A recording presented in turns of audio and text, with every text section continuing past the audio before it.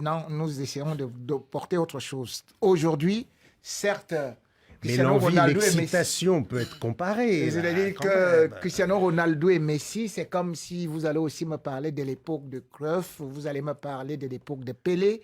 Mais pour l'instant, la nouvelle génération également aussi voit Yamal, voit peut-être Vinicius et peut-être même il pourrait être beaucoup plus puissant plus tard. Parce que lorsque vous essayez de voir l'évolution de Cristiano Ronaldo ou de Lionel Messi, ce n'était pas aussi une évolution fulgurante et il n'était pas aussi buteur, tueur de surface comme maintenant.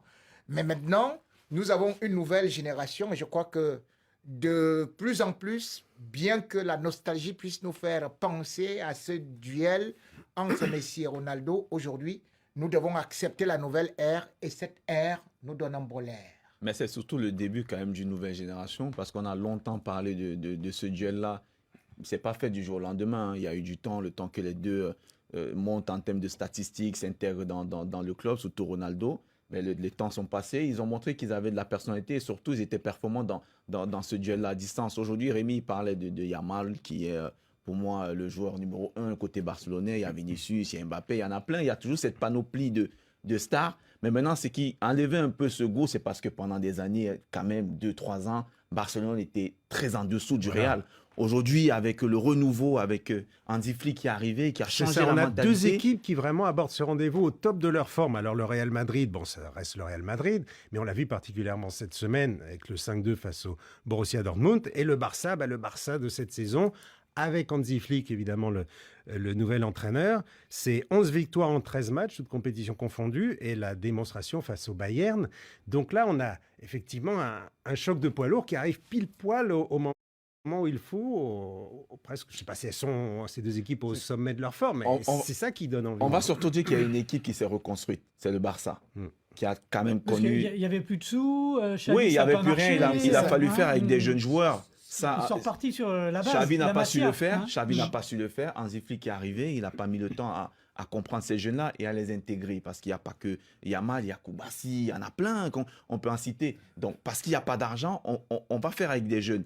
Et il y a une autre équipe, comme Xavier disait tout à l'heure, le Real, qui est toujours là, qui est toujours présent, qui répond toujours dans ces rendez-vous-là. On parlait de ce match de Ligue des Champions contre Dortmund, ils sont menés 2-0, mais à la fin, ils arrivent à revenir au score, ils réussissent à gagner. Donc, ce Real-là est toujours compétitif. Maintenant, j'ai envie de voir, parce que c'est un match pour moi qui est hyper intéressant, ce que Barcelone va proposer. Est-ce que Barcelone ne va pas se saborder par rapport à ce qu'il fait depuis le début de la saison? Est-ce qu'on va rester dans la même philosophie? Parce que le Real a quand même des arguments à faire valoir et ils sont toujours dangereux. Le Real Madrid qui a des arguments, évidemment, c'est la machine madrilène, mais pour ce match, il y aura quand même des absents de marque, mon cher Rémi. Alors, vous avez mis votre maillot peut-être pour remplacer Rodrigo blessé au Carvajal. Thibaut Courtois dans les buts, ça va peut-être faire un petit peu court, mais ils vont...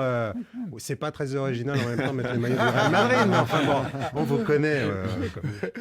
Mais donc, il y a des absents là. Ça peut Il y a être beaucoup un d'absents parce que handicap. justement sur le plan défensif où on se retrouve justement avec Lucas Vazquez qui devrait quand même Arrière droit. défendre sur le meilleur joueur barcelonais de l'heure, c'est-à-dire Rafinha qui a filé un triplé là. Ce sera très très compliqué et surtout aussi Barcelone joue avec une défense avancée.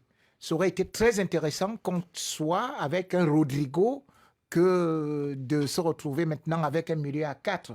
Donc, ça nous fait manquer beaucoup de choses sans pour autant oublier que même si l'Union est un bon gardien, ouais. mais l'absence de Thibaut Courtois en ce moment-là, ce n'est pas quelque chose de très, très, très, très bien. Et surtout quand on voit aussi qu'aujourd'hui, bon, peut-être sur le plan défensif, le Real sera obligé de repositionner peut-être Militao ou quelqu'un d'autre du côté droit.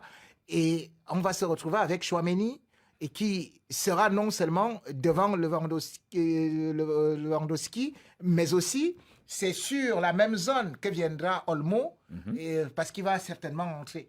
Donc ce Barça-là, c'est quand même 43 buts marqués en 13 matchs. Il marque beaucoup. Et ce Real, bien évidemment, c'est toujours, on est en train de se chercher parce qu'on ne parvient pas à trouver une équipe à cause des blessures et aussi parce qu'on est obligé de changer de système. Mais cependant, il faut quand même se dire qu'aujourd'hui, on sait que les 4 derniers classicos, le Real, c'est 4 victoires avec 13 buts marqués, 4 buts encaissés. Donc on part déjà un peu favori. Et quand Oui, Barça parce va que- arriver, Barça va dire, bon, bien évidemment, nous, on sens a le maintenant proverbe les Yamal, arriver. les consorts et tout. Sauf que je peux vous garantir une seule chose, c'est que quand vous avez le Real de maintenant en face, même s'il est diminué, il ne va pas manquer d'arguments pour vous tabasser parce qu'il y a un proverbe africain qui dit lorsqu'on veut taper son chien, on trouve toujours le bâton à côté.